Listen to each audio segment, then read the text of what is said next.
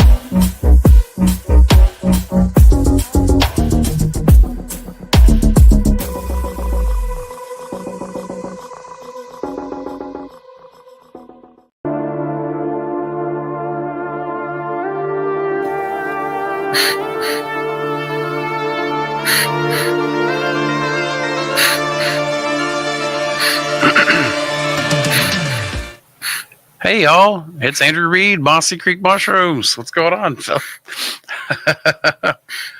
we've got you have to bear with me, obviously. I don't know if you can hear the constant. Here, let's see for a second.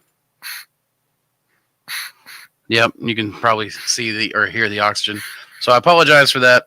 Apologize for any coughing or anything that happens. I'm a little still recovering, so I'm not going to have a lot of stamina for this. It's not going to be a 2-hour episode.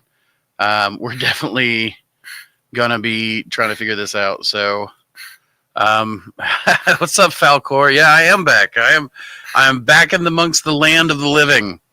Barely, but I'm there. So, what's up, Mac? Yeah, much love, man. I appreciate it. Jesus. Well, Jesus, you ought to know. I talk to you every night. I had COVID, and the COVID really whooped me. I mean, it whooped me hard.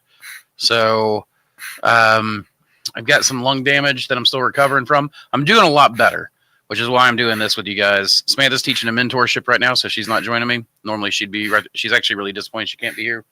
But I had COVID. I'm suffering what's called long COVID. I had a series of what they call micro clots, like in my blood. So like my kidneys were hurting, my organs were not working at their this thing's really moving.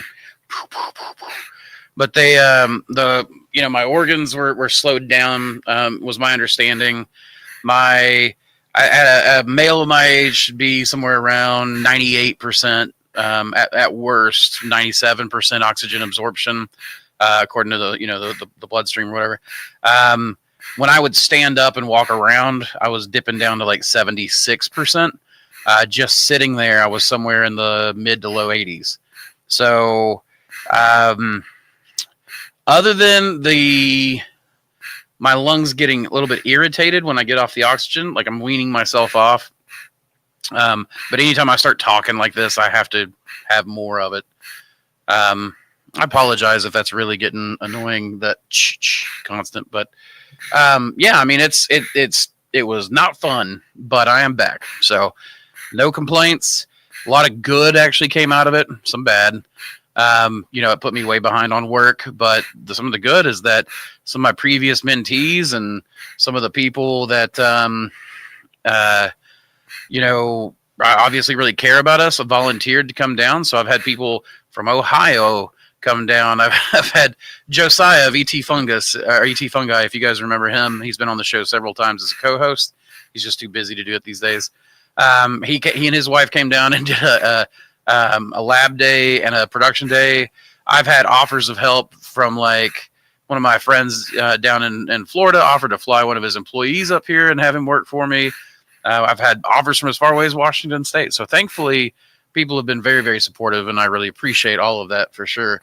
Yeah, yeah, man, for sure. It was pretty rough, like I said. But we learn how this stuff goes. We learn where our weaknesses are, and then we use those to get better. Plus, I had some. What's up, Jacob? We had some really good. I'll tell you, I got crazily sick, and I had like a fever for like 2 or 3 days where I just could not get warm. I was in a sleeping bag, sweat running down my face. Samantha trying to get me to go to the ER, me fighting her on it. But at that point, I think I was pretty loopy. I was straight up like fever dream tripping. It was crazy. I definitely there at the end was like seeing stuff. So it started getting, I think part of that was like oxygen deprivation. The stress on my body caused my reactive airway disease to like start choking me out. So I was fighting that on top of everything else. It's just, it had ended up being, hold on, let me turn the sound off of my phone.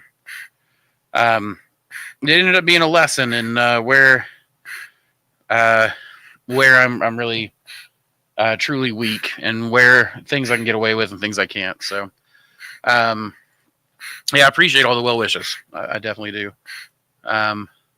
Thanks, guys. I really appreciate it. For some reason, oh, Nelly, thanks. I appreciate it. You guys can feel the love right back. I appreciate that Pharmacy Garden. Oh, I like that Pharmacy Garden. For some reason, my Instagram comments are not showing up on my software the way they're supposed to. So I apologize to anyone on Instagram. I'm going to continually come back and check. But that means that I'm now going to have to switch between programs. I do really like this program, but it's supposed to combine all my comments from everything else and put them in the feed. And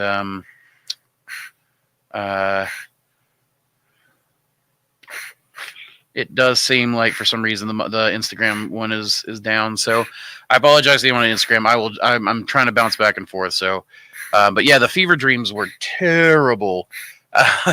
They were nightmarish and awful.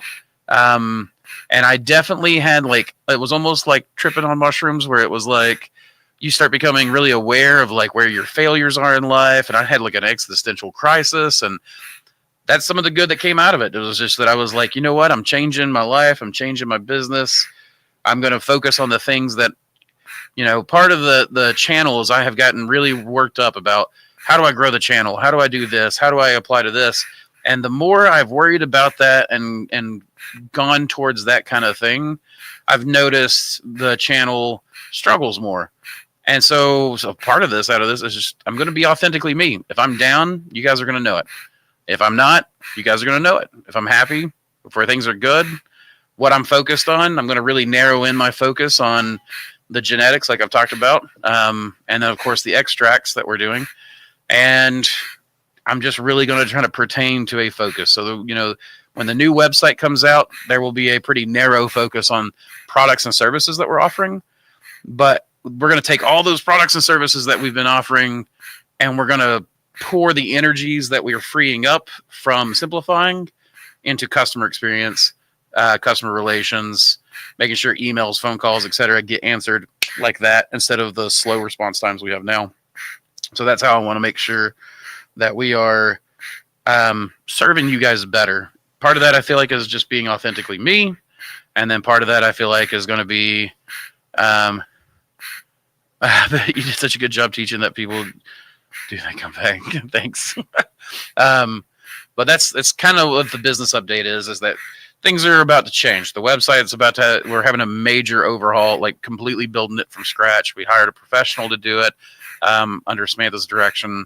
So Samantha still has all the creative authority, but we have a professional who can get the job done quickly and make for the customer experience to be much easier and make people more satisfied, make sure people can get the products they want and not have to struggle with any of the stuff that they struggled on our old website. And then I do have a good amount of energy, especially right now when I'm on oxygen. When I'm weaning myself off Spore Muse, I lose every bit of that energy, and every bit of that stamina. So it's oh my gosh, it's one of those things that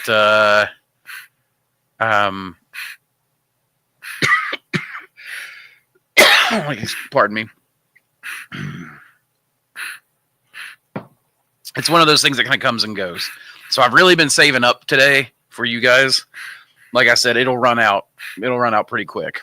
But today is the best day I've had yet by a significant degree. And yesterday was the best day I had had yet to a significant degree. And then before that, I had days that were just very up and down. But I will tell you guys right now, cordyceps, holy crap. I've had a couple of people, Shroom Squatch from out in Colorado, Hodgins Harvest, those guys both sent me packages of cordyceps. And I will tell you that there's cordyceps in my mate right now. As soon as I start drinking that cordyceps, about 30 minutes later, all of a sudden my energy levels go up. My breaks from the oxygen can go a lot longer. Holy crap. If I didn't believe in functional mushrooms before this whole journey and the recovery, I would not be recovered nearly as quickly right now. I don't feel like as without that cordyceps, because it's giving me energy to push myself. And I push myself to just a little bit, which stresses the system. I feel like causes the metabolic activity and helps with the healing process and getting me going. So cordyceps have been a big time thing. Oh goodness. Yeah. I love like oyster mushrooms. I've been eating mushrooms like crazy right now. So, yeah, pharmacy, please do. Send it to me. Give me for the people on YouTube wondering, I'm talking to people on Instagram. Because I'm getting a multi-stream. This is my first ever multi-stream, guys. I figured like this is something I did when I was sick. I was like, and on oxygen, I was like, I'm not gonna just sit here and watch TV all day because I'm so sick of media right now. I was like, you know what? I'm just going to absolutely just get on and learn how to do a few tricks. And this is one of my few tricks. I'm currently streaming on X, YouTube, and Instagram. So that's pretty cool. I'm pretty excited about that. But yeah, absolutely, man. I love eating some caramelized oyster mushrooms, and we've been eating up a lot of them. So, and then pharmacy, yeah, please send me information. I'm always happy to get some new information for people. And how about, niacin. I take niacin every day anyways for my ADHD. Niacin helps a lot with that. So good to see you, Andrew. Sorry to hear you had such a rough time. Hope you get it better very soon. Thank you, Stephen. I really appreciate that. Carnivore. Yeah. So I used to eat more carnivore. It's just gotten so expensive right now. I know there's probably easier ways to do it. I need to. But I've never felt as good in my life as when I was on carnivore, other than the fact that I would still eat greens and I would still eat mushrooms. So like I was doing carnivore, mushrooms, and greens, and just treating the mushrooms as like, I was eating some organ meat too. But like I felt so good back then. So thank you, Falcor. I really appreciate that. I'm very glad to be recovering. It's big time for sure. So. Thank you, John. I appreciate it. Stargazer lily flowers. What do you mean by that? You're gonna have to give me something on that. Pharmacy Garden, you're gonna get through this. Real men fall forward, and you're doing it. Thanks, man. I really appreciate that. Yeah, it's been nice. Something else I've learned through all this is the mushroom community freaking rocks. Holy crap.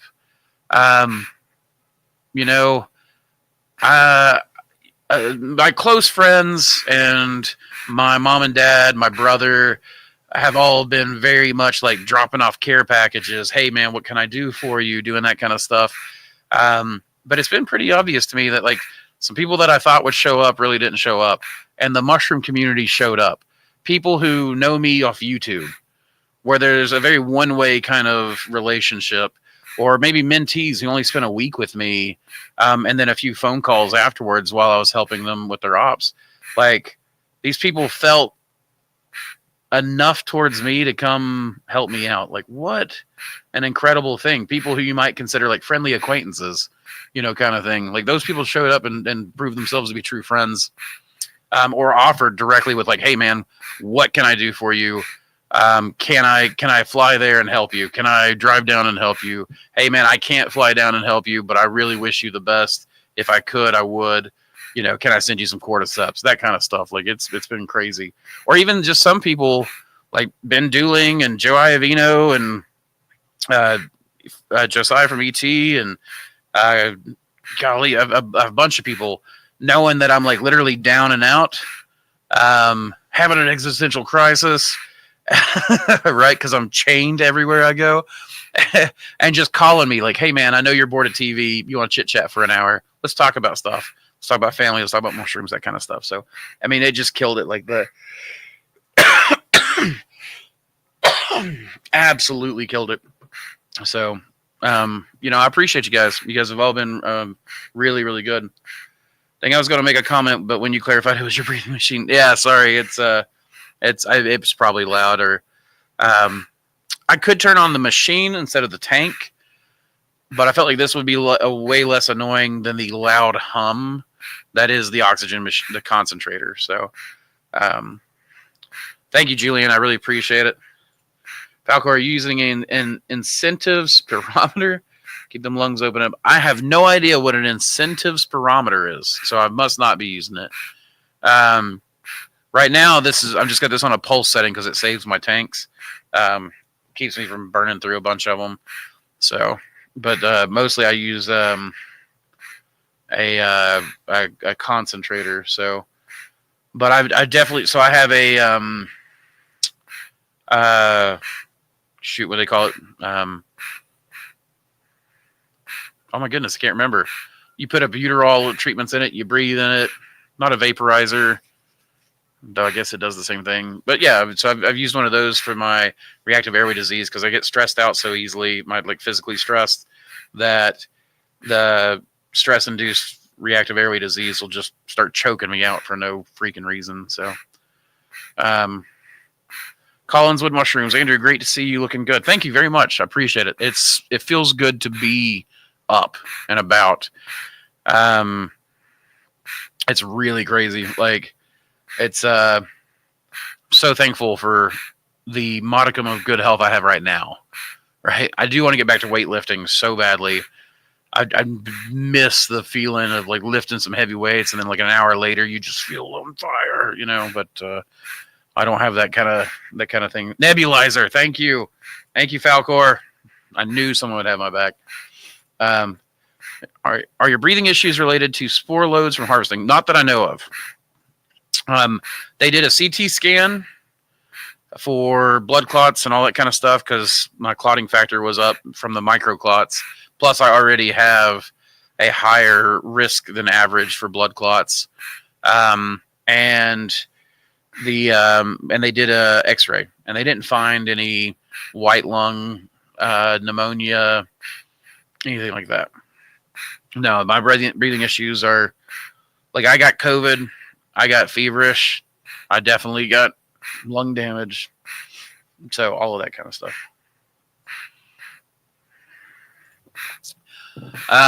So that's one of the big things for me.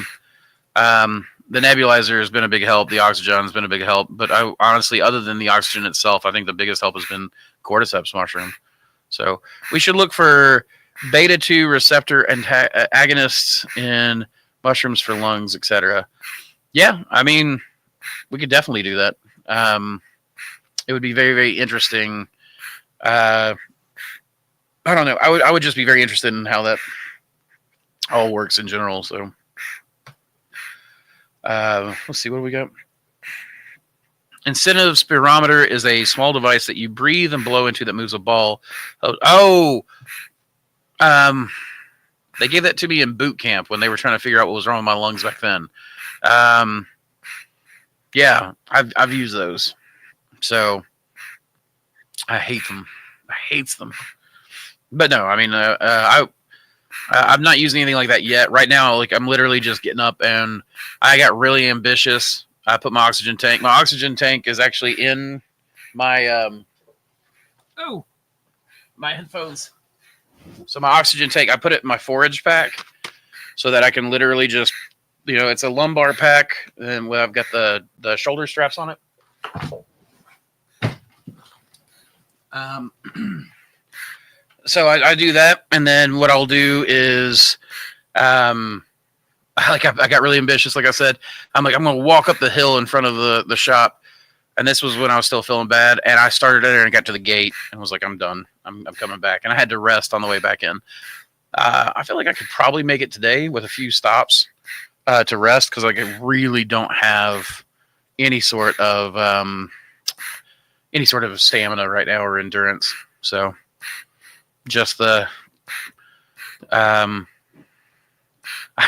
we had this, I don't know how else to put it, but meth head. I went into the hospital. Really, what the acute thing that happened that caused me to go to the hospital is I got into a shouting match with this guy who was trying to break into our shop. And I started yelling at him while Samantha and Ben were calling the police. And then basically Ben came around the corner and was like, what's going on? And I kind of told him, and I was like, can you take care of this? I can't handle this. He said, yeah. I took a few steps into the gate and basically had to sit down on a pallet, kind of collapsed, and just like had to like Wim Hof kind of controlled breathing, just to kind of get back. And by the time I kind of opened my eyes, the police were there, and I was like, oh crap, so I had to deal with that. He was back at the guy was back at 3 a.m. at the shop. He was back the next morning. He was back the next afternoon.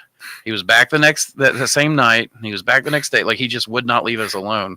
So like we were dealing with that while I was at my weakest on oxygen, which is just not fun. Thanks, fun guy. Pops, I appreciate that. It's good to be back.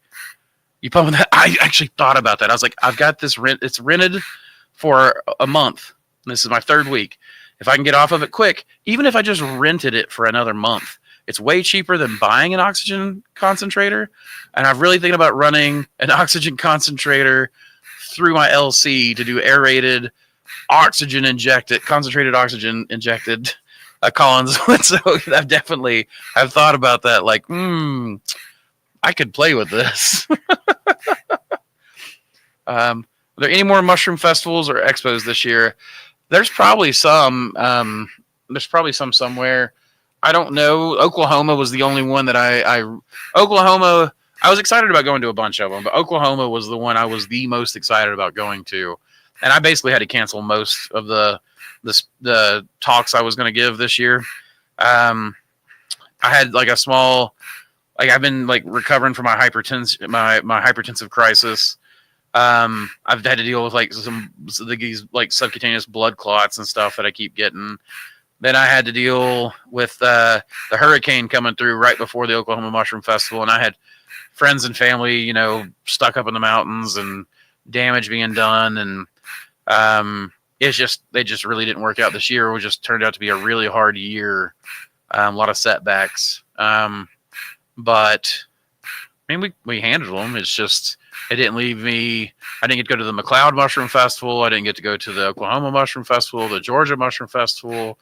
What were the others? I don't know. My memory is not what it was either. It's coming back, but it's not quite what it was. But yeah, Colin said I'm totally going to pump this thing into some oxygen. There's a few fall ones on the West Coast. Okay. I figured there's got to be some fall ones somewhere, but I've always wondered about pumping the O2 into a small grow room. Yeah, grow room would be interesting. I don't think that this machine would keep up with the kind of airflow you need for oysters and stuff. I don't think that it would change much. But going directly into a small bioreactor, I think that it could make a pretty big difference. I think it can make a pretty big difference indeed. So, man, it's good to see so many people jumping on, coming and going. I don't really have a lot to go with. I'm kind of wanting to test the new studio out, the new equipment that I'm working with, the new software. I hope you guys liked the intro. Those of you that saw it, that was kind of fun to put together. My live chat has actually stopped from on one section. It's weird. It's working here in the studio, but it's not working on where I'm watching the stream on my phone. And then the Instagram is still not coming over and being piped over into the combo stream. But my mom suffered a blood clot and a subsequent stroke. She's recovering now. Yeah, it's crazy. Like, I'll be honest, a lot of things hit my network this year. Ben Dooling had a stroke up in Montana. You know, he's the first ever mentorship I ever gave, and has been running a very incredibly successful farm. You guys should totally follow Sporadic, Sporeattic on Instagram. But he had a stroke, so he's had to learn a lot coming back. Though he's recovering well. You know, there's been more than that. But I don't need to go into everybody's private business. But it's there's just been a lot that's hit our network this year. So, by the way, at WO, John Brzinks says, "Wow, thank you." Cat says, "I." And Hammett, I'm sorry for your mother. I hope I'm saying your name right, Hammett. I'm having to. I don't know if it's starts at the T or the O, the Z, the C, the T, the N, you know, etc. But I'm sorry that your mom had a blood clot. I know that that's not a fun thing and can take, honestly, a lot of recovery. Thankfully, mine were just microclots. They weren't enough to cause any major issue, but just kind of what the doctor said was that it just gums up the works. So that's why my kidneys were hurting, was because they literally just could not process, get rid of, I guess, the toxins and stuff as quickly as they want to. So John says it's getting down into the burr attempts. Yeah, no kidding. It's that I'm wearing sweatpants and a sweater. It's my favorite sweater, as you can see. It is full of holes, and I don't want to give it up. But Samantha said I need to buy a new one. But it's a wool sweater, and I love it. So, hey, glad to see the live. I hope you get to feeling better. Have you put the Indiana reishi or the maitake I sent to grain yet? No, not yet. My lab time has been very limited. So it's literally just been getting in there and focus on what Samantha needs, plates for orders or slants for orders or LC. And I get in there and try to help her where I can. She's still handling like 95% of the business right now. So almost alone, other than the volunteers and such that we've had. The mentorship we've had this week has been incredibly helpful. He stayed afterward. He's been staying late and helping Samantha out for a lot. So, yeah, he's, I've just not had a chance yet. I do have them on my lab desk. On the left, I've got things to be processed, you know? So when I come in, I always know to start pulling those over. So it's sitting there. But I've got like the Felton oyster from California, I think. And I've got, bunch of wild stuff we've collected that needs to be transferred to us, like from the wild clone to the second plate, so I can start slanting those. I've got some cleanups to do. I've got some things that have come down to where I've only got like one dish, and so those always take priority because anything I've only got one dish of, which actually includes the Indiana reishi and the maitake. But yeah, that kind of stuff. Kidney issues are often related to insulin resistance. Yeah, for sure. Hopefully that's not anything that's going on right here. Hopefully I don't. That's the last thing I need, is to find out that I'm diabetic or something. So, yeah. Yep. It's okay. Okay. Awesome. See, mate, what are you drinking? Yerba mate. Mike's. I'm drinking yerba mate. Some of my favorite. Hi from Tropico. Well, hello. Let's see. How has your team adjusted to losing previous team members? We just had our first employee quit. I'm trying to fill the holes they created, but it's been a hard adjustment. Well, Jesse, I'll tell you, it's been quite the adjustment. This is part of kind of like what I was talking about, being authentically me earlier in the podcast, so that I'm going to be a lot more open and stop trying to be so, worried about what people think or care or whatever. Just screw it. You like me, you don't, you don't. But we have no employees or team members right now, other than my kids. We have Samantha, myself, and my kids. But my kids work for Man of War, doing their Amazon fulfillment contracts. So my 18-year-old drives the forklift and stuff over there and manages it for Ben Erickson, who runs Man of War. Man of War's who makes the Thor bagger system, the Thor shaker system, which, by the way, the bag shaker is incredible. If you guys have not seen that before, I don't know where I have a video of it, so I don't think I can actually bring up a video of it now. But mushroommediaonline.com is where you can see it. But the Thor shaker will replace an employee because it'll do all the bag shaking for you. But my kids work over there part-time, and then they work for me part-time, with my youngest son, my 15-year-old, working the most on our farm. But yeah, we don't really have any team members anymore. We don't do a lot of the mushroom farm. I'm not running 3 grow rooms anymore. In fact, I'm in where 2 of the grow rooms were. So, it's we're down to 1 grow room, which Samantha and I used to run by ourselves anyways. I do plan on getting more employees, but Jackie, my farm manager, got a job offer he could not refuse, and he was having a kid at the time, and I was like, dude, you got to take care of your family. Go where you're needed. And now he's got a second kid, so that's even more true. Tristan came back and worked with us for a while, but then didn't really want to work full time, so he went to work a part time. Or I think he's I don't know where he's at another job now. And then the lab side of things, I don't need too much help with. Though I think now with the mycologium, I'm going to have to hire a lab tech. But my first thing is to hire someone to come in and help us with sales and customer support. So I'm looking for someone to do commission sales to sell our cultures and or our extracts.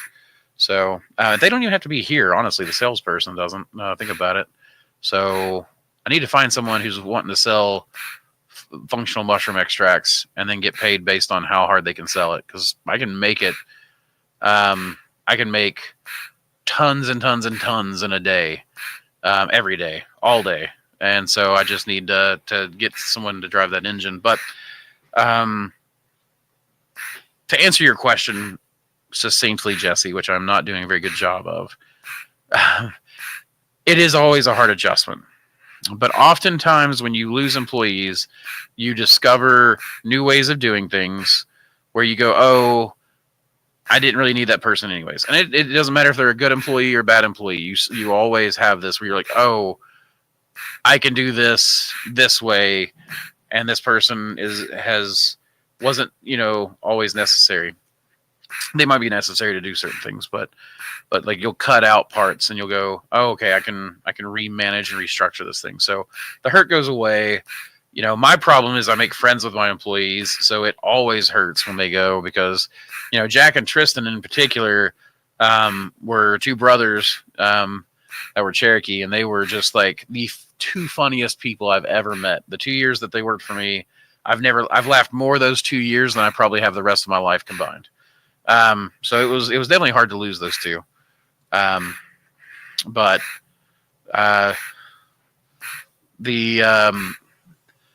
the big thing is that you'll restructure. You'll find ways to simplify things.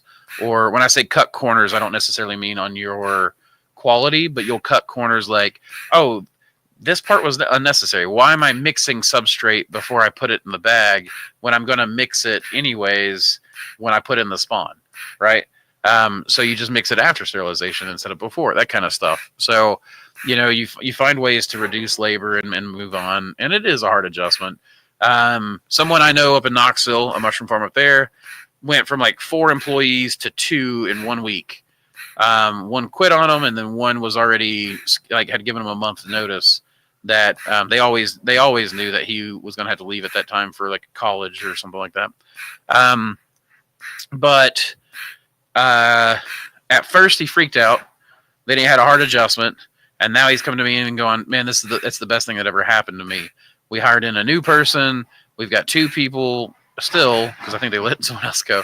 So they're back to 2 people, but those 2 people end up are more productive than the 4 people they had before. And he said that they had to put on their big boss pants and work on that kind of stuff. So I mean, it's just one of those things. It's I don't really have any like here's the secret sauce to loving it, but sometimes the suck. Sometimes you just embrace the suck, and it turns out to be really really good for you. So, Bill P, hey brother, hope you're doing well. Much love. Thank you very much, Bill. I am doing much better than I was. So, yeah, it's been fantastic. Collinswood Mushroom says, I have the bag shaker. What has been your experience, Collinswood? Do you like it? Do you not like it? Like, I would love to know how people do. So, Pharmacy Garden says, sent the messages. Please feel free to ask as many questions as you need. I'm willing to explain everything as much as you're willing to hear. So grateful for all the free info you gave me. Just want to help. Well, thank you very much. I'll check it out later. I may not message you tonight, maybe tomorrow or something like that, but because we've got a mentorship here. But I would, like I said, I always love talking to people about stuff when I can. And Collinswood, I definitely want to hear your experience with the bag shaker, because for me, I've got 2 of the bag shakers, and it's completely changed my life. Vacuum packed bags are no longer a problem. I can shake 12-pound bags. I can shake 5-pound. I can shake 2 5-pound bags at a time. One person can basically run the lab and just pump out blocks. With 2 people, that bag shaker takes the place of a third, and so you've got a runner going constantly. Like it's just been phenomenal for me. I totally get it. Be thankful Samantha's there for you. That is a rare thing in today's world. Going to be spawning to bulk the ratio over the weekend. Heck yeah, absolutely, man. And yeah, I'm very thankful for Samantha. She's the crowning achievement of my lifetime was wooing her. So I'm the happiest. I'm happiest that they made it to you safely. Absolutely, they did make it. They're sitting on the desk ready to go. So. What mushrooms sell best this time of year in your area? Well, this time of year, honestly, is when I get the most diversity. This is when I love, like this. October is my favorite month of the year, and is always my highest grossing month of the year. And then November is pretty high. December is pretty high. It falls off to nothing in January. End of January, it starts to kick up a little bit. February 14th is one of my biggest weekends. Biggest, the weekend of Valentine's Day or whatnot is like always a big spike for me, with May being my second highest grossing month of the year. And then summer goes down to, in culture sales, it's not so bad, but for my farm side, it sinks down to very little. Knoxville is a college town. We lose like 30,000 people, whenever college is out. So honestly, John, it's like, I don't know, everything. It's like I can grow enoki and hericium and oysters and maitake, and I got maitake growing out of the filter patches in my incubation right now. It's really annoying. Everything works for me this year. So really, like our mixed baskets, our mixed boxes are what sell the best this time of year. Big time. Let's see. Question. Do you know for orders from Eastern Europe how much time it takes for delivery? I don't know. Once it leaves the facility, I've got no idea. Every country is different, and your customs are going to matter the most. England, I've seen stuff arrive like within a weekend. I think to France, it took, which I know all this is Western Europe. To France, it took a while. To Mongolia, it took a real long time to get through. And I think we had to resend a time or two. I'm not sure. Samantha handles most of the shipping. But yeah, for international orders, it always depends on the country. Mexico, Canada are easy. I ship a lot of cultures to South America. And most places in South America are pretty easy. Colombia has been kind of a weird one. Sometimes it works and sometimes it doesn't so well. So, but as far as like Eastern Europe goes, I've got no idea once it leaves the facility. So, if it's a dish or a slant, it takes the time to grow in. If it's LC, it just, usually it ships in about a week. If it's spawn, I've never shipped spawn internationally. I wouldn't want to. You're going to be better ordering slants, though. For most international orders, unless it's to places that we know travel really well, we do slants and only slants, and that's really the best thing. I know it's more expensive, but slants they hold up a lot better during travel. So But as far as like a timeline, I can't give you because I don't know what your customs is like. Um, let's see. I arrived late and had to rewind to figure out what happened to you. Just want to say, I'm sending you healing vibes and much love. Take good care of yourself, brother. Thank you very much, homemaker, or Susie, or however you want me to call you. Venezuela, Eastern Europe, cousin. Fair. Oh, Venezuela's been hard. Venezuela is probably the hardest one for sure. Maybe we should focus on animal feed and mushrooms. Animal feed, the different ones work really well. So I've done dog food. Dog food works really well. There's some that I want to try, but I haven't tried yet. But now that I know how to formulate substrates like the back of my hand now. So there's a commodity feed at the co-op. Number one, Meow Mix. So far that I can find is one of the cheapest sources of protein you can find. And since dog food works, I know, and I know people grow mushrooms in different parts of the world off fish meal and stuff like that as their supplement. In fact, you might be able to just directly buy fish meal as a nitrogen supplement. That might be the cheapest way. However, point being, commodity feed is something like, last time I checked, it's like $8.79 for a 50-pound bag of commodity feed. And something like the one here local at the Farmers Co-op is 14% protein. So pretty damn high. So, yeah. Hey, Woody. Hey, brother, you're sounding good. Much love. I am, and I'm feeling better, man. I'm feeling a lot better. Can't wait to get off this oxygen leash, but definitely feeling better. I appreciate you checking on me, brother. Also, nobody will ever do the same caliber job that I do. Rather automate the Monday task and keep doing the lab work and picking myself. I mean, it's true. Nobody. I'm not gonna say nobody works like a owner, but you'll like Josiah and his wife came down from ET Fungi and did a day in the lab and then a day doing production, and I was just blown away. I was like, Samantha, these guys work like we do. They work like owners, you know. So a lot of times when people don't have skin in the game, they don't do quite as well. But there are people out there who will. There are people who will treat, and that's who you want. You want good stewards as your employees. You want someone who treats your business like they would treat their business, or really they would treat your business the way they know you want your business treated, the way you would treat your business. So I think that's a good way to go. So I love it. Talking about the bag shaker, Cultivation's mushrooms gotten back to us. I love it. The thing is a beast. Some blocks need a little extra persuasion though. That's true. We bust ours up just slightly. Tap them on the table to bust up because they're such a hard brick. And oat hulls are the worst because the oat hulls become like a glue, like wheat bran. So you have to kind of bust that up a little bit before it'll even break apart. And Samantha will put a whole brick in there. Sometimes I just let the thing thrash around until it busts up. But I like to just put it on the table, maybe lean on it, or just tap it out so that everything falls apart. Throw it in, and then just sit there and let it rotate and watch the grain sink in. But yeah, I love it too, man. It's been that Thor bagger has been such a game changer on my farm. It's like the Thor bagging system. Like there are a few things. There are most things equipment wise or whatever are just minor improvements, and then there are things that are like just straight up innovative and really change the game for you. The Thor bagger was really something that changed the game because it dry bagged.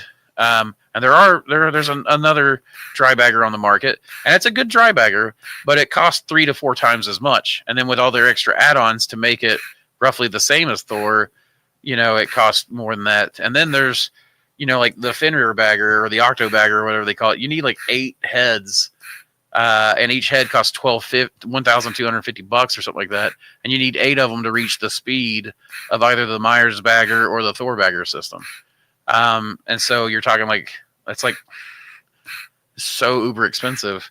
And then the bag shaker, even though it's a few $100s, I mean, it pays for itself in like 2 or 3 weeks based on the reduced wages that you've got to pay. So, yeah, I'm pretty in love with that bag shaker myself. Where was I here we go. Neil, hi, hoping you give some guidance on how to keep mushrooms fresh during the summer farmers market. Thank you and hope you feel better soon. Thanks. Yeah. The big thing was keeping them under the table in a cooler, but out of the ice so that they don't soak. And then basically you've got, like, we would just go down to a few display baskets, and then when people would come up, we would pull stuff out of the, like, already put in baskets. You'd have ice, and then we'd have a rack that kept everything above, and keep it out of condensation and wet, and then we'd just pull it out and hand it to people.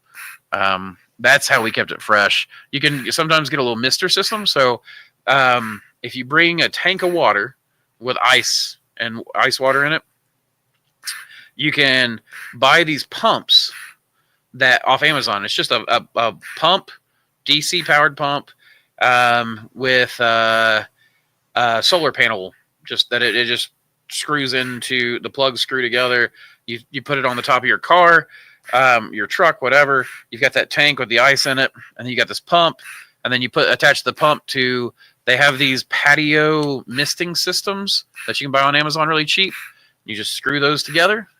The pump, you get the adapter, put a pump straight to that mister system, and you can put those misters right there in front of your tent, and it creates a cool spot. This does a couple of different things. When it creates a cool spot, you can put your mushrooms near, some humidity to keep them from drying out, and then that cool spot during the high heat of summer draws people to your tent because they're like, oh, mist, right? And then you can just say, oh, yeah, I'm here happy to talk to you about mushrooms, but I need you to move on because you're blocking my view. So that way you can kind of weed out the people, but the people who want to buy stuff feel even more comfortable and just like, feeling. So, that's a good way to go. I have trouble getting the golden oki to fruit without cold shocking it. It's hit or miss. Then 2 days in the cooler, most all the bags pinning within a day of each other. Yeah. Golden enoki, golden enoki, white enoki, I just fruit my walk-in in the bag. But the Appalachian enoki that we have and the velvet foot that Appalachian Gold sells, I have a culture of that. But he sells it, and I won't sell his strain without his permission, which I've not even asked. But it is in the breeding program. But both of those are more heat tolerant. So we just cut them like an oyster, and they take longer than an oyster mushroom. They take a few days to start pinning. But after they pin and grow, the first flush, which is a little slow, my enoki just starts spitting out second flush, third flush, fourth flush. That's the Appalachian enoki. So, would you produce mushroom olive oil, like oil extract of mushrooms? I don't know. I don't really know if I would. That'd be interesting. We already do a pressure extract as part of our extraction system, and it goes under a fair amount of pressure. But I don't know. It might work. I can load 105 10-pound blocks in 1.5 hours using the Thor bagger. Love that thing. Yeah, me too. It's like I said, it's a game changer for a lot of people because it's truly affordable. It pays for itself in the first month or two of operation, typically of medium levels of production. It saves your shoulders. Oh my gosh, rotator cuff surgery is way more expensive than a Thor bagger. But yeah, I'm a stickler. I still prefer the old style wooden Thor baggers. Joe Iovino's got one that survived multiple hurricanes, covered and uncovered. That thing is bomb-proof. Joe Foy's talked about it, where he's like, man, he loves the wooden ones because they're so easy to repair. I still prefer the old wooden ones. A lot of people didn't like them because they said they looked unprofessional because it was made out of wood. They looked a little redneck. But let me tell you, man, you want a successful farm. You don't want it to look space age. Space age is how you go broke. But yeah, I still love it for sure. Buy wholesale olive oil and mix it with mushroom extracts. Now, that's an interesting idea, Hammett. I don't know. I think that would be kind of cool. I mean, mushroom and olive oil, I feel like would go pretty well together. Ryobi also has a battery-operated fan with mister. Great to get the kids' attention on hot days, pulling the parents in with them. That's a great idea. Listen to that. And again, guys, I'm sorry for the cough and the oxygen machine sound. I think I'm going to try a different culture using cap and stems now. Yeah, Capitalism doesn't have my Appalachian Enoki, and I don't even think they've got the Velvet Foot. They've got like the standard Golden, which is a more cold necessary one. The Appalachian Gold one fruits at pretty warm temp, and the Appalachian Golden Enoki, that's mine. Not It's funny because Appalachian Gold has a Velvet Foot Enoki, and then I have an Appalachian Gold Enoki. But the Appalachian Enoki, I've fruited it up to about 75 degrees Fahrenheit. No cold shocks. That thing has an incredible warmth tolerance to it. So, I've been trying out cordyceps lately. Seems to grow at room temp decently. Learned that there are over 350 known species of cordyceps. I wonder how many other species can also grow on brown rice. A lot. A lot. I was actually talking to somebody about something similar to this, but there's a lot of mushrooms that grow on insects that would definitely grow on brown rice. There's a lot of species that will grow on, rice and beans and produce different kinds of enzymes and things like that off of it. Different protolases and whatnot. In Spain, they culture truffles and make sauces and stuff. Yeah, I've actually never tried anything truffle, but I love making like different kinds of sauces. And I made there's a Cooking with the Townsends, I think that's what it's called, or the Townsends on YouTube. They actually have a mushroom ketchup recipe. It's like from the 1700s.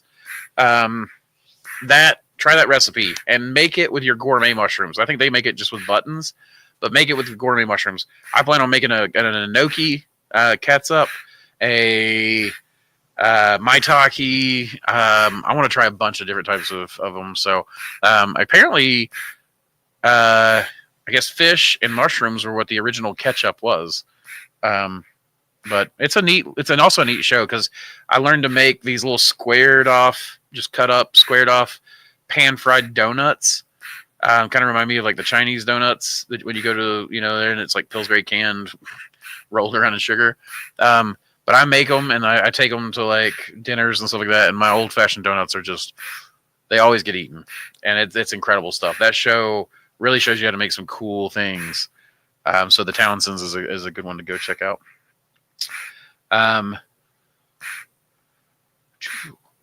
Edward Grant. Hey, Ed, what's going on? Can you explain a little bit about what you mean by enzyme blindness? I've been changing media and gelling agents recently, and I'm looking for references regarding this phenomenon. Oh, man. Okay, I actually just read a research paper on this where they talked about this, and I was like, oh, they're talking about enzyme blindness. I don't know where that was. If I can find it, I've got like a billion tabs open right now. It's probably one of these somewhere, but I'm not going to do that during the middle of the show. We'll look for it later. But enzyme blindness is just where, in particular, if you give mushrooms a really easy to eat, where they don't have to produce the enzymes, not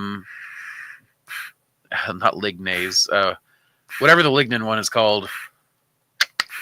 And this is primarily in white rot, wood degrading mushrooms, but I think even stuff like cubensis and a few of the other manure lovers are still white rot funguses, and still will still digest lignin. But what happens is basically you're encouraging. What did they call it? I was reading about lion's mane. And they were discussing how the mycelium of lion's mane and other wood lovers, basically as you feed it the easy to eat stuff, it forgets how. It's not really a forget. It's you're encouraging the reproduction and the toggling off of certain epigenetic switches that cause it to lean and then continue to grow into, like if you're in liquid culture and you go liquid culture to liquid culture to liquid culture to liquid culture, it'll continually chase that line down, and those will proliferate. And because the lignous ones are no longer necessary, they're not being pushed, but also because the cells that have the genetic information to produce the lignin degrading enzyme, they they kind of rely on the rest of the mycelium being stalled out on the wood, right? And then they'll continue to grow, and then everything as they open things up, the rest of the mycelium can fill in the binding mycelium.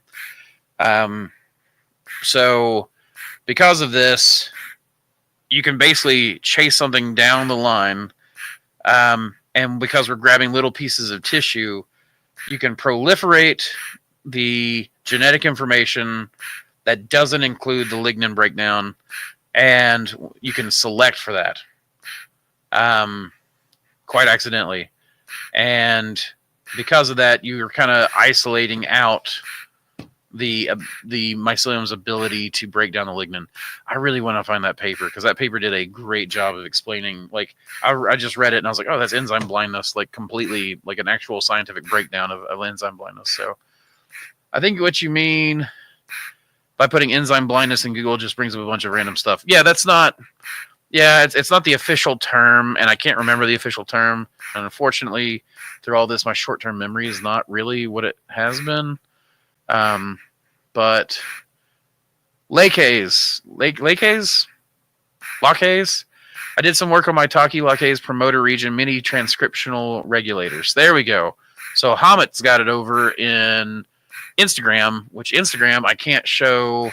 For some reason, it's not combining the chat, so I can't show Hamit's answer there. But thanks for the show, or thanks for the answer. I'll contact you by email. Wish well. Absolutely, Mindsci. Thank you. And thank you, Edward. It's good to be back. I appreciate it. Appreciate that. We love the Thorbanger system. Absolutely, Kat. Me too. I'm glad you guys do too. Are you interested in some elm from? I'm interested in yes. The answer is yes. But it's some elm from eastern North Carolina that fruited over 95 degrees. Yeah, absolutely, I am. If it's a wild strain that you've got, I would love it. I've got Elm Z that I got from Brian Callow of What the Fungus up in Canada, who got it from Jay Schindler, who was the guy I think who actually bred that isolation from Elm A. Elm Z is one of the few strains I've ever seen that'll perform over 95 degrees. So, Travis, I'll have to try your Enoki. Absolutely, man. It's a fantastic strain. Hey, just so you guys know on Instagram, I'm not sure. I'm not going to go much longer anyways because it's already an hour and my throat's starting to tickle and my lungs are starting to get a little irritated. But just so you know, I think Instagram cuts me off at 1 hour. So if you want to, you can come over to YouTube. I'm still going to go for a few minutes longer. You'd be welcome to join us on YouTube if it kicks you guys. So I just want to let you all know, just in case. James Wendell says, just got my shaker on Tuesday. Now I need to figure out what to mount it to. How sturdy does it? It should be pretty sturdy because if you're doing 12-pound blocks, it's throwing a 12-pound weight around, right? So Ben Dooling did it to a bunch of cement blocks and then basically strapped it down to a cement block structure he built. I've got it in the lab screwed into a 2x4 frame that's then held with clamps. And the clamps hold it to the table. So I've got my entire lab table. It's actually a little annoying because if I'm sealing a bag and both shakers are going at the same time and they sync up to where they're kind of doing this together, then as I'm sealing a bag, it might just pull that bag out and like just cut where it's sealing. That's really annoying. So we have to we alternate the bag shakers as we're using them. And that way it doesn't make the table go crazy, but it'll throw the weight around some. Good to see you get well. Thank you, Mindsci. What AI did you guys use for your Mycologium logo? Let's see, Falcor. I don't know. I use a lot of different ones, but thinking of it, I think it was ChatGPT on that one. But it's ChatGPT with some modifications from Samantha. She's going to further modify it because you can't trademark AI images. So, but because of the modifications, which we're actually going to remove the alien script. So we're going to go even further, but remove that little alien script that's in there and replace it with our runes. And then we're going to, of course, we've still got the Mycologium there. We're probably going to change the font a little bit. But yeah, I mean, that little alien guy, I really like it. So, Oh snap! What happened to Andrew? Corey, I had long COVID. I talked about it earlier in the episode, but I'm on oxygen right now from some lung damage. I am coming off of it. The past couple of days, I've actually had some energy return, which is why I'm doing this. But yeah, it was lung COVID, with some lung damage and a little bit of blood clotting in my, like what they call microclots, gumming up the system. So, Shrimmery says, all good, feel better. Thank you very much. Relies on copper. Lactase production is not continuous, not often constitutive, regulated heavily, relies on copper. I mean, sometimes you and I might need to like actually just sit down and have a chat. Because you always seem to know stuff that I don't always know. I hope you get well and heal up soon and quick. Thank you. I really appreciate that. Maya's mushrooms. Is it possible that some species don't like certain grains? I switched from oats to barley spawn, and since then I've had a lot of problems with my king oysters. The other oysters will still totally grow fine. I don't know. I've not. The only grain I've ever had problems with is corn. If I use popcorn, everything's fine all the time. Every time. Every species I've ever grown, popcorn's always worked. But popcorn's expensive, so I don't use that anymore. The feed corn, and I is what I had a problem with, and I just assume that is in part something to do with sprays of some sort. So it's possible. I don't know though. If you got other stuff growing on it, then I wouldn't think that it's sprayed. So I don't know, Andres. It might be. Try your kings back on another grain. We're going to do some detective work. So if you try your kings on some other grain and they do bad again, then it's probably something wrong with your culture. So I would try that. I would suspect the culture, go back and test and see if I've got like a hitchhiker or something like that that's causing a problem. Thank McSwiz. Get well soon. I appreciate that. I hope to get well very quickly. So,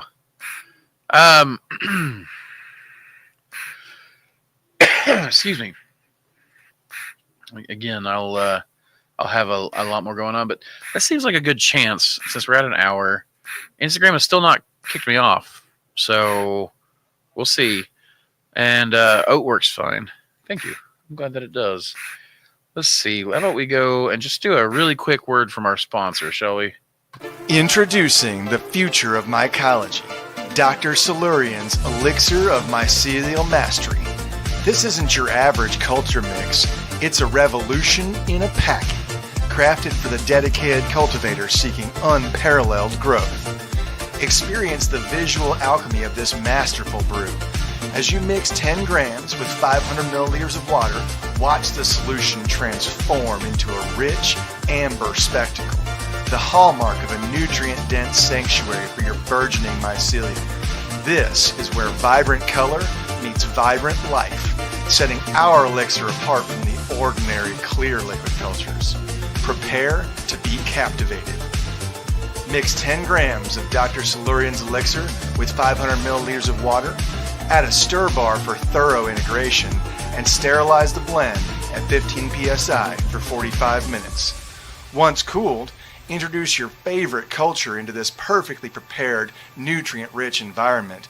Watch in awe as the elixir works its magic, unveiling a mycelial masterpiece before your eyes. Choose Dr. Silurian's Elixir of Mycelial Mastery for a mycological adventure that's as visually enchanting as it is potent. And we're back. Hey, Gowan Valley joined us on Instagram. What's up? Again, guys, I don't know how much longer Instagram will allow me to go. Usually, I thought that it said that it would take give me an hour, but it seems like it's giving me time over that. So that's excellent. Let's see. Nan says, hope you're up and running soon, or at least walking fast. Well, thank you. Me too. I am getting there. I am getting better day by day. Thanks to a lot of help from you guys. And, of course, a lot of people are asking how they can support us without having to come do like being able to, because they can't make it to volunteer, that kind of stuff. Honestly, got some great cultures, but our extracts are crazy good. Like, I love the extracts that I'm using, and I'm making a cordyceps one, but so honestly, like, purchasing our extracts just so that we can help keep things running like normal. That's really the biggest sale. Or buying some cultures, which is that we have some of the finest cultures. And of course, when the new website comes out, we'll see even more pop up. So, but yeah, thank you very much. I appreciate all the well wishes, all the prayers, all the support that's coming through. I mean, it's been a big help. So, oysters seem to do well in fermented corn cobs. I've heard that. I have never tried it, but I have heard that it absolutely works on fermented corn cobs, which makes sense. Corn cobs are actually pretty well, perfectly, what do they call it? Nutrified. Their nutritional profile is pretty much perfect for like oyster mushrooms. So this paper talks a bit about enzyme activity at various points. You've sent me on a mission now. Thank you. Absolutely, Ed. I'm glad that I could help. I really focused at one point, and even now, like, really wanted to learn the biology, the physiology, the chemistry of mushrooms. Like, I love learning this stuff. So I bought a book a while back, just The Fungi, 3rd edition. It's a great textbook. It's one of the best books on just like the biology of mushrooms that I've come across. It's got plenty of stuff, and it's still very, very readable. Another thing really is like talking to the professors of the UT. There's an actual mycology program at my local Metro's college, so that's been really cool and everything. So there's a lot of stuff that I've gotten to learn, and for some reason, it's just kind of developed into what I would guess is an intuitive grasp of mushroom biology. So, effect of solid state fermentation of Hericium arenaceus on the structure and physiochemical properties of soluble fiber, dietary fiber from corn husk. I think I've read that exact same one. I'm not sure that that's the one that was talking about enzyme blindness, but I do remember reading that one. And I try to save all the PDFs of this stuff that I can find. So,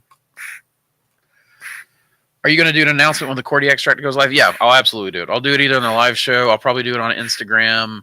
I'm planning on doing a couple of shorts. I try not to do ads so much because I usually get like some crappy comments when people have it. But like, I've got to sell stuff to make a living. Otherwise, I can't give away stuff for free, like information or my time. So I think I'm trying about doing some like just the occasional ad on Instagram and even my YouTube shorts for our extracts. Right now we've got Enoki is one of the ones I'm most excited about. So few people that I've seen will actually do golden Enoki extracts. Look up golden Enoki and heart health. It's crazy. It's really viscous. When you do the extract, it actually becomes a little slimy. So by the time I add the alcohol extraction part of it, it actually does thin that out. So it doesn't taste bad, and it's not slimy when you're taking it, but it definitely, on the pressure extracts and stuff, it has kind of a goo to it. But that stuff is actually where I was reading about it. It's actually where a lot of the heart healthy stuff is. And it's crazy. Golden Enoki is just phenomenal when it comes to heart health. So that's the one I'm like, one of the ones I'm most excited about. But of course, then my lion's mane. And my lion's mane extracts are coming out nice. I've got strains that no one else in the world has that have been bred by me specifically for making extracts. And then I'm sending the extracts off for testing now. But my extracts come out yellow, orange, like almost UT Vol's orange. It's yeah. I will definitely do when the cordyceps comes out, which should be soon. The biggest thing for the cordyceps is Samantha's got to make the label, and then we got to wait for the label to come in, right? So we got to wait for the printer, because otherwise I can't sell it. Unless I do pre-orders. I guess I could do pre-orders.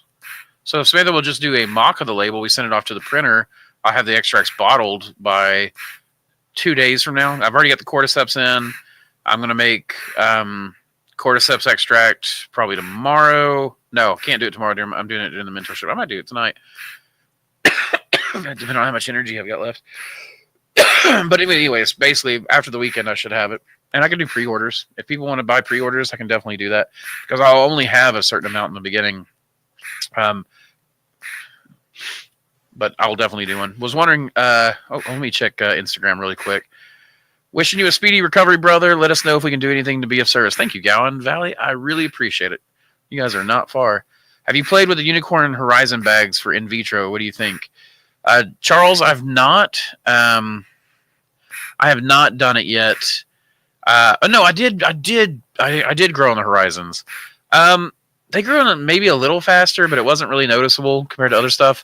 I accidentally ordered some, so I just went ahead and used them, and so it was just like, I don't know. It wasn't fast enough to create a gap in my production, and so I was just like, why? If it's not fast enough to create a gap in my production, it's not really that fast. Glad you're doing better, man. Thank you so much. Appreciate it. Charm Charles says, is there anything with standards able to test for actives content from lion's mane? Yes, there are companies that will test. However, they're not testing for all haricinones. They're testing for erinacine. So it's one of those things where you're not... This is one of the things that actually kind of burns me up about the testing and all these extract companies.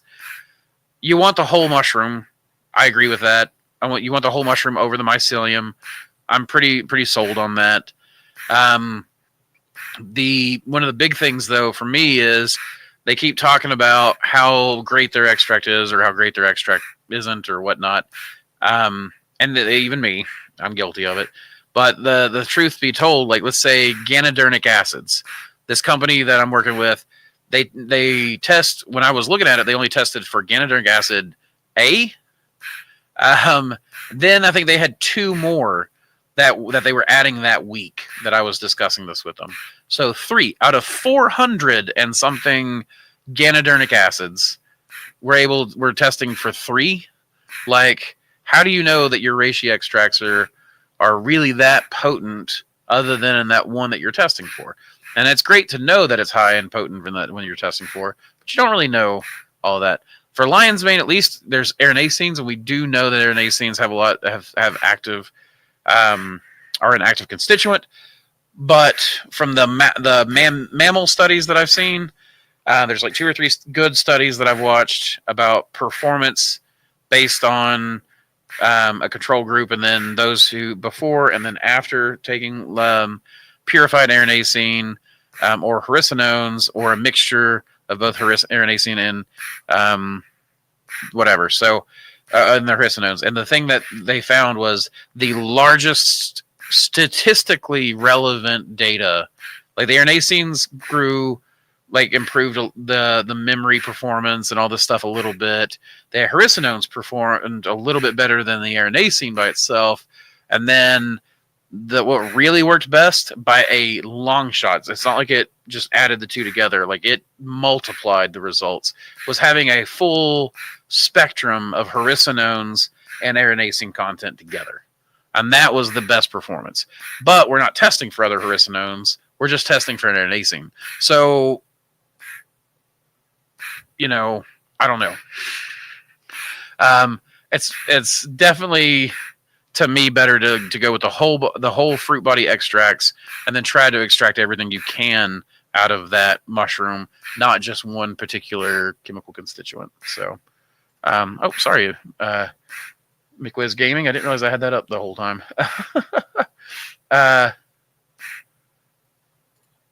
Interesting. I had that up, but I have not actually talked about it.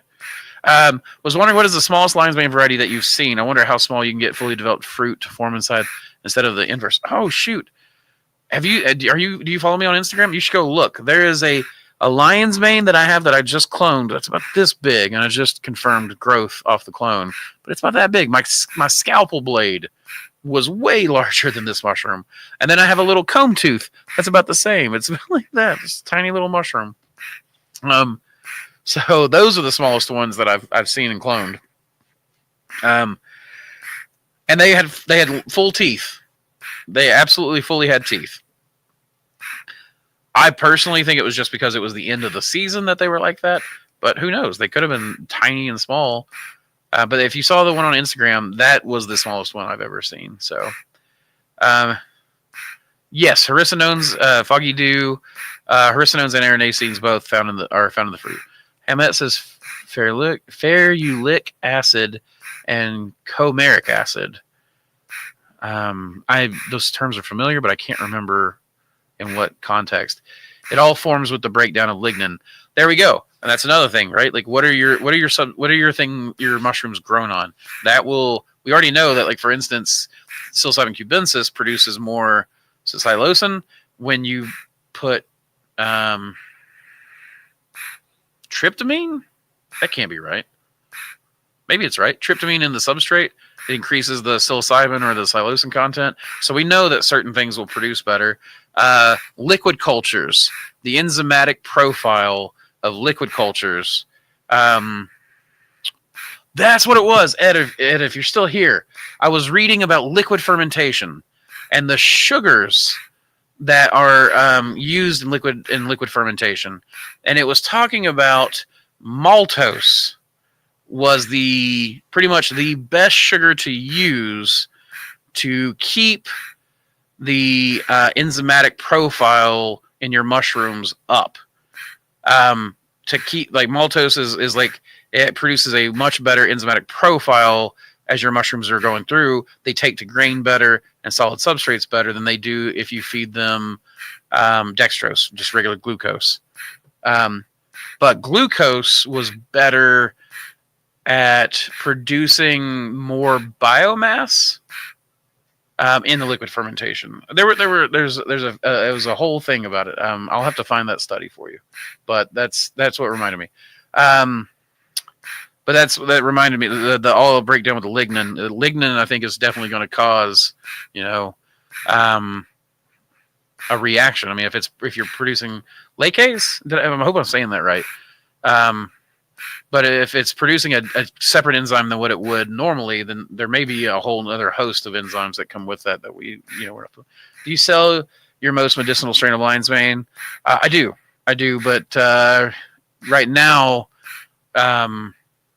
only to basically call-ins and stuff like that. People that are doing functional mushrooms, like extracts and things. So I'm not selling it to, like, it's not just out there. Like, Tribbles is a good strain. If you want to do extracts, Tribbles on my website is an excellent strain for extracts. But I have bred further down that line for doing the extracts, and Tribbles is in that ancestry.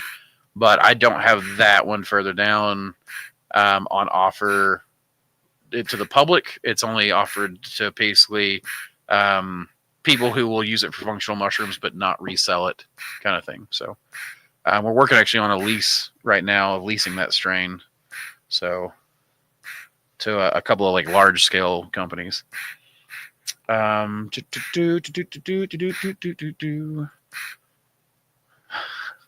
Just reminded me of Ed whenever he's, like, looking for comments. When are you going to write a book? John, I don't know. People keep asking me that. I keep kind of starting. I would need to take time off, I think, because I would need to be able to sit down and just write for, like, a week. Because if I'm going to sit here, I get too distracted. So what I need is, like, a cabin and my laptop, and just sit down and start writing the book out and designing it. Or maybe I need to just start carving time aside. Like, no social media, no phone calls, wake up earlier in the morning, before everyone else gets here and starts working, and really, and before the phone calls start coming in. But I think that I could write a book, and I think that I could write a book explaining, I don't know, like, I feel like I can break things down to a pretty simplistic level a lot of times, where people can get a pretty good, and I'm not trying to toot my own horn. Maybe I should toot my own horn. Everyone, should I toot my own horn? Going to order the bag mixer this week. Have you all been liking it? I love it. The bag shaker, one of the best things that's ever happened to my farm, Gowan. It is absolutely one of the best things that ever happened to my farm.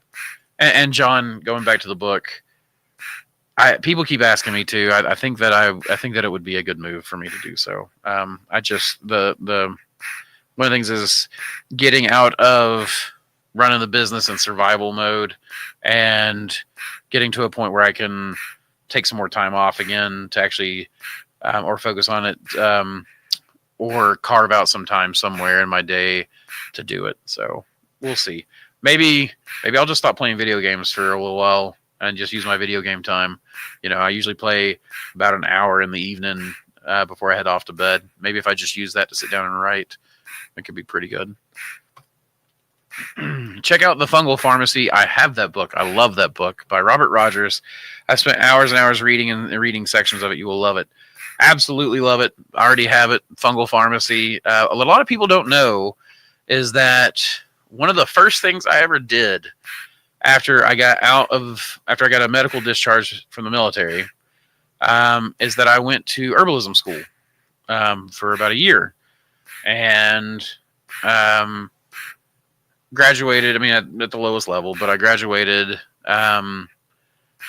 that, and before I started doing a bunch of other stuff. And then I never really back when I had when I was starting the mushrooms, I grew a huge herb garden, right? And we would use those for, if I had an upset stomach, I wouldn't take a pill. I would just make myself some mint tea or, et cetera, et cetera. And I'm definitely not against Western science. And but I do love herbs. I love the fact that, so when Samantha was pregnant, her feet would swell up really bad. Plantain, not the banana, but the broadleaf plantain, narrowleaf plantain, the herb. I actually have some over here in my cloner because it's so useful that we pull it out from outside and grow it hydroponically inside or fogoponically or whatever. But we would just take the leaves. You can make a salve for it, but Samantha would just put the leaves in her shoes. And then as she was walking around in the factory all day and her feet would swell up, it would keep her feet from swelling while she was monstrously pregnant. She's not here, so I can make fun of her. But another thing was she'd come home and her feet might start swelling up by the end of the day. And I had a salve just with the plantain in it, and I would just rub her feet and her lower legs, and you could watch the swelling go down. Sometimes when you get a subcutaneous infection, or a bee sting or something like that, I'll just chew it up and place it on, put a Band-Aid over it, and it's crazy. It'll bring a subcutaneous infection to a head immediately. Swelling, all inflammation just starts going down. It's a crazy plant. I love herbalism. I love the Fungal Pharmacy for a lot of what it's got to offer. So it's definitely, the extracts are definitely going back in the direction of me in my early hippie days. So I've just added a whole nother scientific layer to it. And what's crazy is so many scientists I meet are actually secret hippies. So, we've joined the club. I've been using some kind of sketchy textile dye to color my plates. The food grade stuff was all turning black green. Do you think that my mycelium just degrade it? No one eats my fruit. I mean, if no one eats your fruit, I'm not that worried about it. But and the textile dye, I would need to know what it's made out of. If it's got heavy metals in it, then there's that. But that would be the biggest concern. But I mean, if no one's eating it, it doesn't matter that there may be some heavy metals hyperaccumulated. If they are going to eat it, then it might matter. But I don't know what your dye would be made of, so it would be hard for me to know. It'd be something I Google or ask one of the AIs that I employ. Also, Cordyceps, Treating Diabetes and Other Illnesses by Nathaniel Volkoff, PhD. I don't have that one yet, but that is on my radar. I definitely want that one, Travis. Oh, wow, that's awesome. Dang it, I wish I knew what was awesome. Oh, do you have a recommended herbalism book? Oh, there's so many. There's so many. I like a lot of the old stuff. Culpeper's herbal and stuff. I wouldn't say that they're not the most modern. So, there's some definite definite books on Amazon. Let's see what I can pull up here for you. I actually just recently got a book. Where are you? Let me look at my previous orders. The Modern Herbal Dispensatory, a medicine-making guide. That's actually like a pretty, I wouldn't even say it's simplistic, but it's a pretty good, like, if a beginner was asking me, that's the book I would point them towards, is the Modern Herbal Dispensatory. As far as like favorite book, it's probably going to be old stuff that's not really quite as backed up by science, but still, like, I love the feel of the old books and, that kind of stuff. I love the illustrations because they didn't use photos and stuff back then. But yeah, the Modern Herbal Dispensatory, a medicine making guide by Thomas Easley and Stephen Horn. I just got that one. I really like that one. So cordyceps on pollen should be great, just like honey. Ooh, that would be interesting on that for sure. All right, guys, I'm about to have to go. Like, I'm flagging. I love the fact that you're into herbs as well. I started with plant tissue culture and gardening before I started culturing fungus. Natural medicine can be very effective. I have a ton of books on a ton of books. Well, yeah, I mean, aspirin was originally from willow, and it's we have medicine bioprospectors who go down and learn novel plants and the enzymes, and fungus is a whole new kingdom opened up to us. There's more than just antibiotics to be on offer. And already the science is showing us that there's some pretty effective stuff out there. In fact, that's Trad Cotter's book, where he talks about purposely infecting like grain spawn of certain types of mushrooms and pulling the enzymes out and studying them and some of the macro fungi, like antibiotics they would produce. I thought that was such brilliant work. I like Trad a lot. I've never met Trad. We've never talked, so I can't say anything about him personally, but professionally, I really wish there was more of that research going on and less of the going in and being a trip sitter kind of thing. Not that the trip sitting's bad and not that it's not necessary, but there was no one that I knew of, or very few people that I know of, working on the macro fungi and their possible antibiotics and I mean he's a microbiologist by trade. He's exactly the kind of person we need working on this kind of stuff. Like, so anyways, I'm very big on this section having some good things to offer us medicinally. I'm sending grain spawn to bulk while I listen. Awesome. Love it, Susie. Do it. Send it. Let's see. Travis, have you heard of Spagyrics? Absolutely. I have a whole book on Spagyrics. I'm working on plant mushroom stones, utilizing every aspect of an item after its total purification in several extract forms as well as its cell salts. Absolutely, yeah. I'm pretty familiar with all of that for sure. I don't work in that method, the alchemical method. I don't do any of that work. But I think it's always fun, and it's certainly photogenic. So definitely take photos of it when you do. I thought the same thing about heavy metals. They are just right dye types. They use it for baby clothes. Oh, okay. Yeah. It's usually stuff for babies is a lot safer. In fact, you and I were talking. I was telling you that the water crystals are polyacrylamide. The water crystals that I use are polyacrylamide, but I think the water crystals in baby diapers, even though I said that they were polyacrylamide, I think they're actually polyacrylate. But both of those are water storage crystals, both polyacrylamide and polyacrylate. So, have you considered trying to cultivate tiger's milk mushrooms? I hear it helps with the respiratory system. I've not heard that it's good for the respiratory system. I'll check it out. I'm trying to get my hands on some mullein. I did not store any mullein this year or red clover.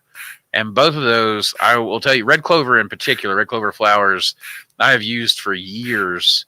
When I would have what I thought was an asthma attack, but turned out to be reactive airway disease after further study by a doctor. I would just I would start to have an attack, and instead of hitting an inhaler, I would literally just light up a red clover cigarette and smoke it, and it would the first puff is like my lung. I would just feel relief.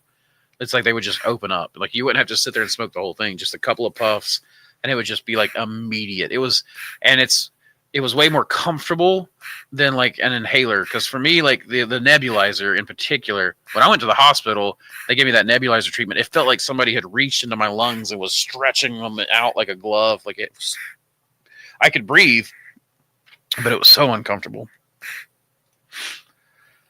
Have a good night. I'll look for more of the Enzyme stuff. Absolutely, man. And I'll see what I can find and send your way. If I remember. My short-term memory has been terrible ever since going to the hospital. How many kg bags you got fruit in? Kg? How many kilogram bags? I don't know what kg is. If you're talking about kilogram, I don't know what a kilogram is. It's 12 pounds. So a kilogram is what, 2.2 pounds? So 12 pounds divided by 2.2. But if you mean kg something else, I don't know what that means.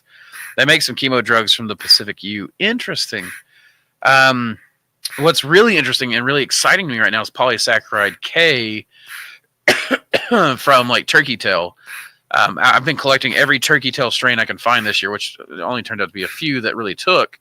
I've actually found that it's better when you're trying to capture turkey tail genetics to find fresh mushrooms and spore print them than it is to try to clone them, because cloning, it's great and all, and when it will take, it takes fast, but it's just so hard to get a sliver of clean flesh out of there. So the spore printing has turned out to be far more effective for me. Good seeing you. Thanks, John. You too. I don't get into the spiritual aspect of it, but the methods are effective. Just take a long time to complete. Yeah, they for sure do. They for sure do. Well, all right, folks. With that, I'm gonna go ahead and get off here. I'm flagging. I'm starting to feel it, and if I push too hard, then I won't be able to do anything else for the rest of the evening. So thank you guys so much for joining me. Thank you for listening to me about the upkeep. I can't believe I made it in an hour and a half. I almost made it the 2 hours we normally do. So thank you also for doing this with me. Thank you for being patient with the coughing and the puffing. I'm hoping that we won't do a show next Thursday because it's Thanksgiving. So I'm probably going to do it Friday or Wednesday. Keep a lookout. Monday, I'm going to try to announce it. After talking to my family and seeing what that is. But I'm hoping that I am off oxygen by the end of this weekend. I'm really hoping so. Like, I can go much longer periods without it. So we'll see. But, yeah, again, thank you all so much. And, keep fun and culture, y'all.